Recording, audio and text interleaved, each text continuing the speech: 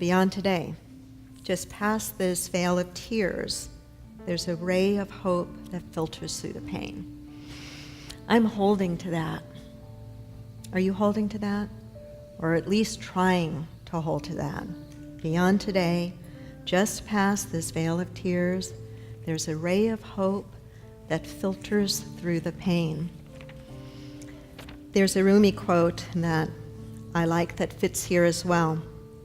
The wound is a place where the light enters you. And boy, in the human family right now, there's an awful lot of wounding. And being able to trust that beyond this veil of tears, there is a ray of hope that filters through. So today's talk is not patterned after our blockbuster series and the movie Die Hard, but is an attempt as a community for me to share with you how I think spiritually mature and conscious people are called to act at times like these. But there is the potential danger that when things like this happen, that we begin to shrink and shut down and close down. And to be spiritually mature and consciously aware is not to shrink back and shut down in times like these, but to really look at these times as times to practice in the deepest, most consistent, most sincere way that we possibly can. And I want to talk a little bit about what that might look like.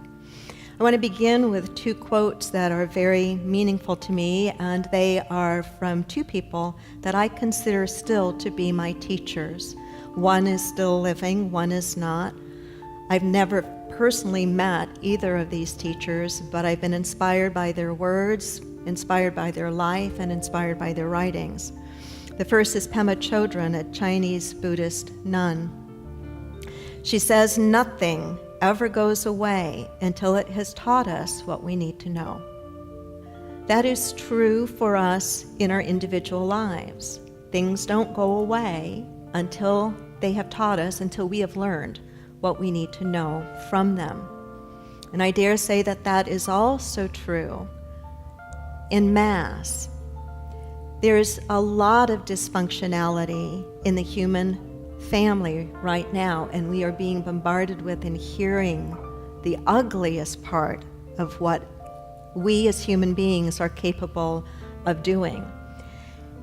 It is true that nothing ever goes away until it has taught us everything that we need to know. So clearly there is something that we as a human family have to learn and do differently. We must reach forward and beyond what currently exists, and we must stretch our thinking beyond the current crisis.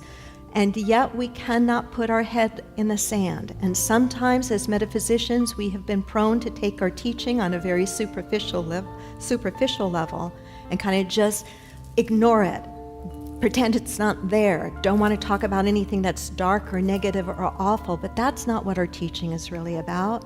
Our teaching is not about ignoring, but it is about seeing what currently exists, facing up to it, and challenging ourselves to reach and stretch beyond it. My friend and colleague Michael Beckwith often says that pain pushes until the vision pulls. Well, we've got a lot of pain pushing right now. We need some really big visions to stretch into, to stretch beyond, to stretch forward to. It's a heavy time. It's a painful time. It's a tough time. And in some ways, even tougher when you're conscious than if we could just fall asleep, right?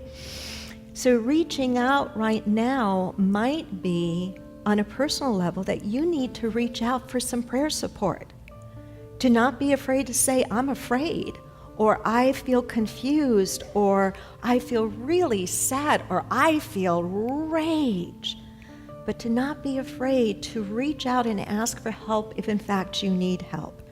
There's a line in a Carl Anthony song that I love. It's a song that Carl wrote when some dear friends of his had a tragic loss in their family. I believe it was a parent and a child who were lost in a car accident. And the line in the song was, hold on to each other when you can't hold on.